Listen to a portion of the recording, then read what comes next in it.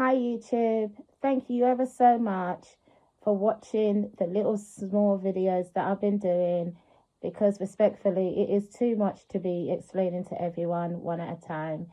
Um, I am truly grateful. I hope you're doing okay today.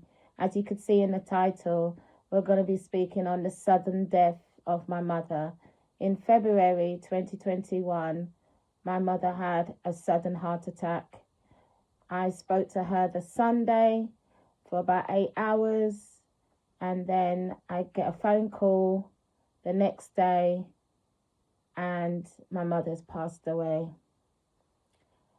Bear with me. Please bear with me. I'm ready to speak about it, but it is still hard. I still haven't, come to fathom sometimes that my mother is no longer here. But she had a sudden heart attack during the night. I say during the night because it was, US, but I got the call at 1 o'clock in the afternoon. I knew something wasn't right when I saw who was calling me. My mother and I had a code, like if two particular people rang, that was either she's lost her phone or she's passed away. And I don't know, sometimes you could just tell. And when I saw it, I was like, no. And then I answered the phone and I got told to sit down. And that's when I, like, even more started to just get anxious. And they told me, yeah, they're sorry to say my mum's passed away. Now, I don't know how anyone could even understand how I felt, but the scream that I gave, according to my neighbors, they knew something dramatic had happened. This is later on down the line. So my mother died of a sudden heart attack. And yeah, that's just the only way I can give it to you.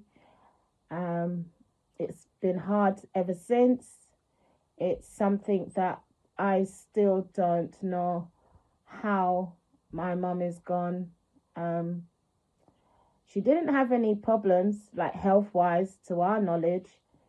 Um, but I think what really hurts is that we was having, after our phone call, video call, I should say, we was texting each other through WhatsApp. And it's just so hurtful to know that she's saying, you know, she's tired and like, she's like, because I had the nasty C and she wasn't able to fly over to be there for me and support me and so forth and another. I won't go too deep into it, but yeah. And then it seems like she went into the bathroom to take a bath, and that's when she passed away. And when we did all the time stampings and everything, it was like she needed to release herself from that.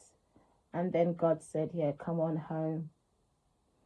So for people that knows my mum or knew of my mum, she's no longer here. She's here with us in spirit, of course, but she's passed away. I know it's going to be a shock for some people that does know my mother lived in LA. And being the only child, everything was left on me. And, you know, I had support from some people that she had in America. It was, as I said, it was around the Carve Me Dead time. Those who know what that means from my other videos, yeah, the COVID-19. So I wasn't given clearance to travel because I was not given clearance from the chemo. No insurance people would have insured me. So the funeral was held virtual. I'm very grateful for what they did. It was a beautiful service. I'm very thankful for all that participated or who donated, towards the funeral, family and friends here and in America. Um, I did some little angels and stuff with her details and sent them. They did a beautiful, like pictures, and then obviously the urology book, and stuff like that. So, yeah, just so that people know. And that's when I took the break from social as well, because it was really too much. I hadn't got the phone call at the time that I was cleared of the nasty C. I got that in March. Matter of fact, I got that on one of my son's birthday. I got a phone call to say, great news, you're all clear. And it was just hard because my mother prayed so hard and fasted. For those who know, my mother was a minister. And it was just very sad that I couldn't call her to say I'm cancer free. You know, another miracle's been done. And I've just been battling her loss ever since. I've not been myself. I went into deep smoking a lot of marijuana to heal my pain. I used it for pain and comfort because I'm still in pain to this day, but I do now have to take, they're called like morphine tablets, 24 hours. But at that time, I was not, you know, smoking, and yeah, I had to find something for me brain because it was just like a shock. And I went deep into smoking. I don't drink, so I just said, yeah, I need grade. And I was rolling up 420s and just grading out my life because I just didn't have no one that understood what it's like to lose your mother. I had support around me, don't get it wrong, but again, no one's lost their mother. So it was just more of a empathetic is the word, or sympathetic people was doing. But I had to lock off from everything because it was always, how are you? And stuff like that. And it's like, well, not being rude, how do you think I am? You know what I mean? My mom's died, and that was my best friend, you know, and my mother. And as I said, being an only child, she lived in Los Angeles, I'm living here. Then we had to get, you know, important documents sent over. It's just a load of things, you know what I mean? But I big up those that helped me from the America side all the time, you know, her friends, her loved ones, people she had over there. Um, um, I just don't want to go through names because I feel so disgusted if I forgot someone. So I leave it open and just say, even to this day, people that I'm in touch with, it's a beauty because they miss her a lot, and it's nice to speak with them and they ask me questions, you know, how it was growing up with my mom. And I said, I'm not going to do some YouTubes, but I'm now going to get starting to do it. But I'm going to do it on a channel that I've dedicated just to her, to tell her friends, because a lot of people, her friends, I should say, especially the ones in Las Vegas, like, you know, she really kept her Hollywood life quiet, because I think from what she told me, when she just walked away from it was just like a closed chapter for her. It was only myself and my grandma, but obviously my grandma was no longer here. But I was able to speak to mum about it because there was things I would remember, and she would give me answers according to it.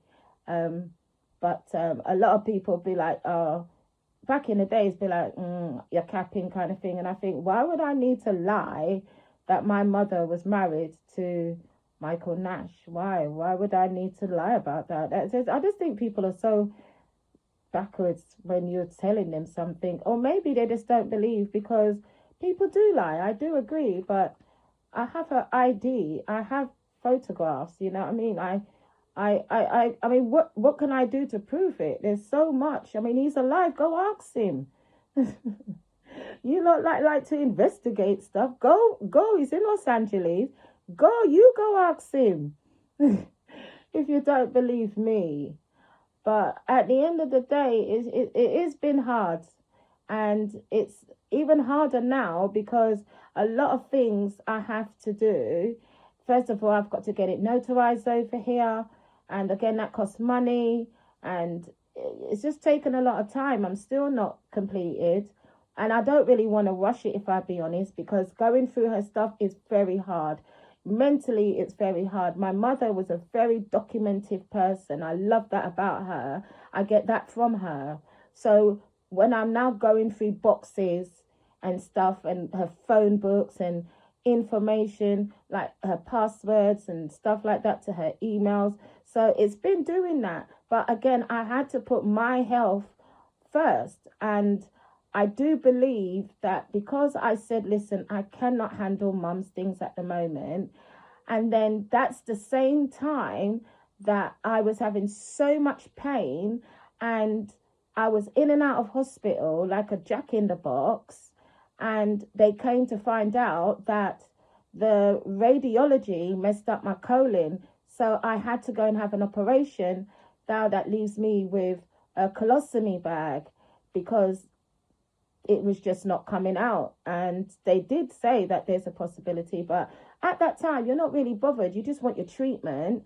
And they also mentioned at that time that there is a possibility, chemo can affect your heart, but that's something, we shouldn't worry about at the moment, so forth and another.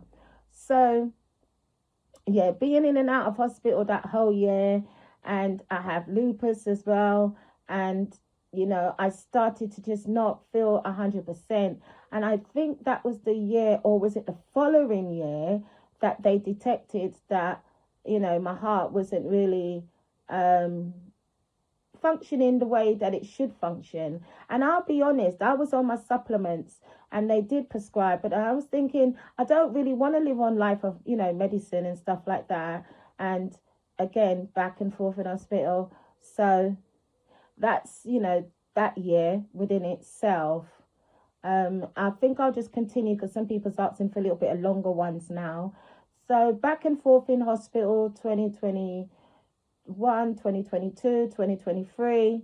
But it was 2023 that they really was like, I think it's 2023.